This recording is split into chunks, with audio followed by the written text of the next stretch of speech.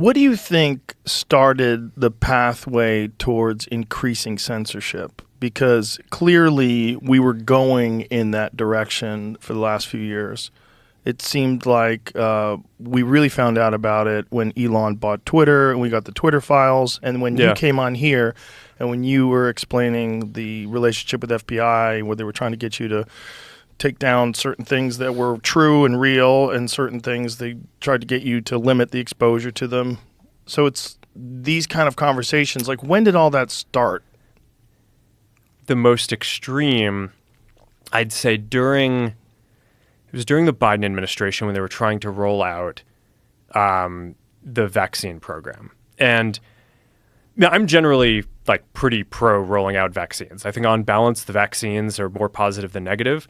But I think that while they're trying to push that program, they also tried to censor anyone who was basically arguing against it. And they pushed us super hard to take down things that were honestly were true, right? I mean, they basically pushed us and said, anything that says that vaccines might have side effects, you basically need to take down. And I was just like, well, we're not going to do that. Like, we're clearly not going to do that. I mean, that is kind of inarguably true. Who is they? Who's telling you to take down things that it was talk about vaccine side effects? It was people in the Biden administration. I think it was I wasn't involved in those conversations directly, but I think it was. How difficult is that to not be involved in those conversations directly? It's got to be strange too, right? Because you're running the company, but there's clearly you're moderating at scale that's beyond the imagination. The number of human beings you're moderating is fucking insane. Like, what's a Facebook? How many people use it on a daily basis? Forget about how many overall. Like, how many people use it regularly? It's 3.2 billion people use one of our services every day. It's wild. More than a third of the planet. That's so crazy. Yeah, and it's almost half of Earth. Well, on a monthly basis, it is probably half of Earth. But I want to say that though there's a lot of like hypercritical people that are conspiracy theorists and think that everybody's a part of some cabal to control them. I want you to understand that whether it's YouTube or all these, whatever place that you think is doing something that's awful, it's good that you speak because this is how things get changed and this is how people find out that people are upset about content moderation and censorship. But moderating at scale is insane. Yeah. It's insane. Yeah. What we were talking the other day about the number of videos that go up every hour on YouTube, and it's bananas. It's bananas. It's like to try to get a human being that is reasonable, logical, and objective that's going to analyze every video. It's virtually impossible. It's not possible. So you got to use a bunch of tools. You're going to get a bunch of things wrong, and you have also people reporting things. And how much is that going to affect things? You could have mass reporting because you have bad actors. You have some corporation that decides we're going to attack this video because it's bad for us, get it taken down. Mm-hmm. There's so much going on. I want to put that in people's heads before we go on. Like, understand the kind of numbers that we're talking about here.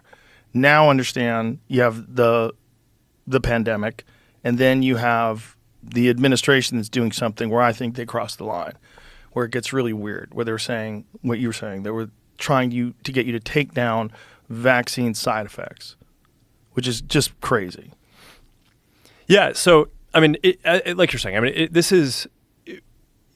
it's so complicated, this system, that I could spend every minute of all of my time doing this and not actually focused on building any of the things that we're trying to do. AI, glasses, like the future of social media, all that stuff. So I mean, I get involved in this stuff, but in general, we have a policy team. There are people who I trust. They're the people who are kind of working on this on a day-to-day basis. And the interactions that I was just referring to, I mean, a lot of this is documented. I mean, because Jim Jordan and the House had this whole investigation and committee into the kind of government censorship around stuff like this. And we produced all these documents and it's all in the public domain. I mean, basically, these people from the Biden administration would call up our team and like scream at them and curse. And it's like these documents it's all kind of out there. Oh, did you record any of those phone calls? I don't think we but I think I want to listen. I mean, there are emails. the emails are published. It's all kind of out there.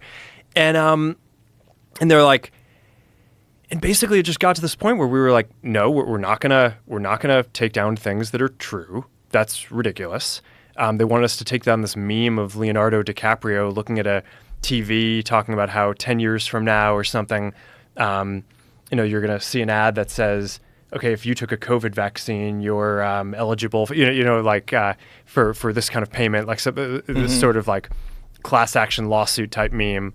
And they're like, no, you have to take that down. And we just said, no, we're not going to take down humor and satire. We're not going to take down things that are true.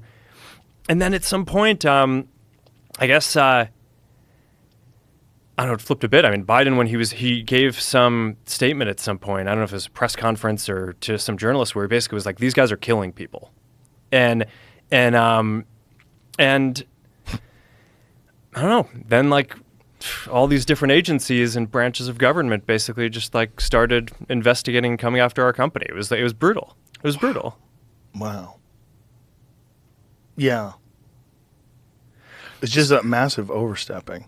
Yeah, and, well, and I mean, also, I think you weren't killing people. This is the thing about all of this. It's like they suppressed so much information about things that people should be doing, regardless of whether or not you believe in the vaccine.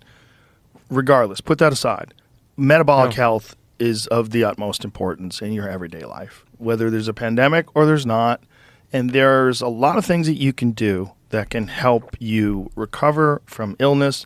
It prevents illnesses. It makes your body more robust and healthy. It strengthens your immune system. And they were suppressing all that information.